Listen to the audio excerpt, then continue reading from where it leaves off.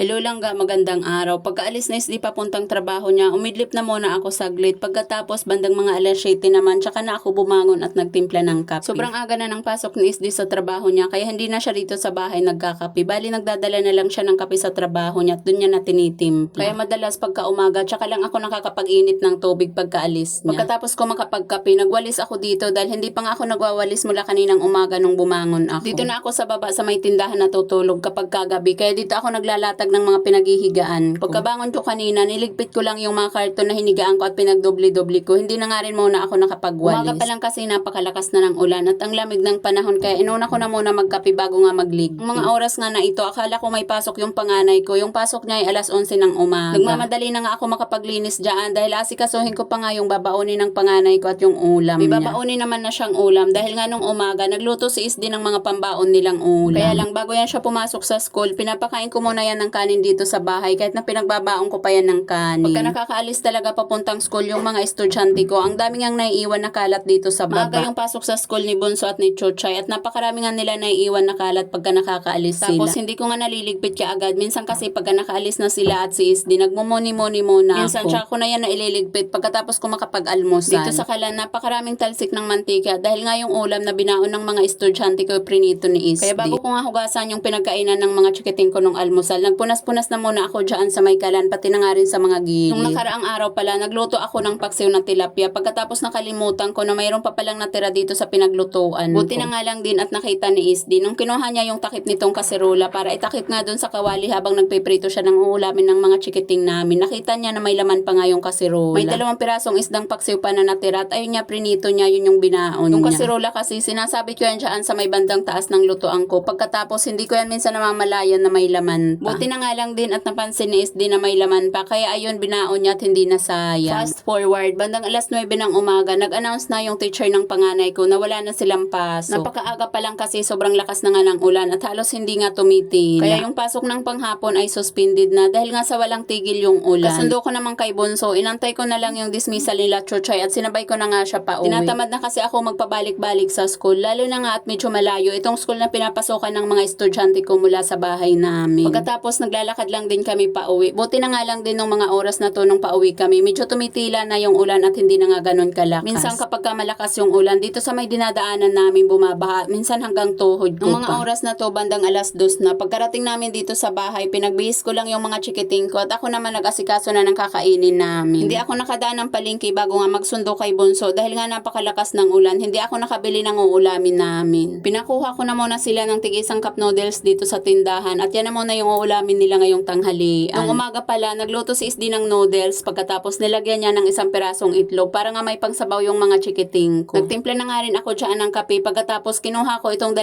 pirasong saging para may pangdagdag nga itong kaunti kong ulam. 1 piraso lang yung niluto niyang noodles, hindi naubos ng mga chikiting ko yung natira. Ito yung uulamin ko ngayong tanghalian. Pagkatapos namin makakain ng mga chikiting ko, hinugasan ko na nga rin kaagad itong mga pinagkainan namin dahil kung patatagalin ko pa to, naku, tatamarin na naman niya ako lalo na nga at malamig yung panahon, masarap matulog. Pagkagantong panahon kasi na medyo tag-ulan, habang nagbabantay nga ako dito sa tindahan, minsan nakakatulog na ako niyan at nakakalimutan ko na nga yung ibang gawain. Pagkatapos ko pala makapaghugas ng mga pinagkainan namin, nagpunas ako dito sa may pader namin banda sa may lamisa. Pagka naulan kasi may tumutulong nga dito banda sa may pader namin, yun nga yung pinupunasan. Lagyan ko nga din ng towel doon banda sa may gilid ng lamisa para hindi nga didiretso sa sahig yung tubig na galing sa pader. Pagkarating ni Isdi dito sa bahay, pinagtimpla ko na nga rin siya kaagad ng kape dahil nga naulanan siya at napakalamig nga sa labas. Medyo na parami nga itong ininit ko ngayon, kaya kumuha pa ako ng 1 tasa dyan, nilagay ko yung sobrang mainit na tubig pero hindi na nga ako magtitimpla pa ng kape ko. Ngayong buong maghapon kasi ilang beses na rin ako nagkape. Pagkatapos ko matimplahan si Isdi ng kape, inasikaso ko na nga rin itong pagsasaing. Dahil nga hindi ako nakapamalingki nung tanghali, kahit na umuulan dumaan siya sa palengke at bumili nga siya ng uulamin namin. Bumili siya nitong 3 pirasong isda. Medyo malalaki itong binili niya kaya pinahiwa niya sa 3. Bumili na nga rin siya nitong sari-saring gulay. Ginisa ko lang yan at hindi ko na nilagyan ng kahit anumang sahog. Sanay naman na yung mga chikiting ko sa ganyang luto ko sa gulay at mas nagugustuhan nila yung ganyang simpleng gisa lang. At hanggang dito na nga lang po muna. Maraming salamat sa panonood. God bless everyone. Bye!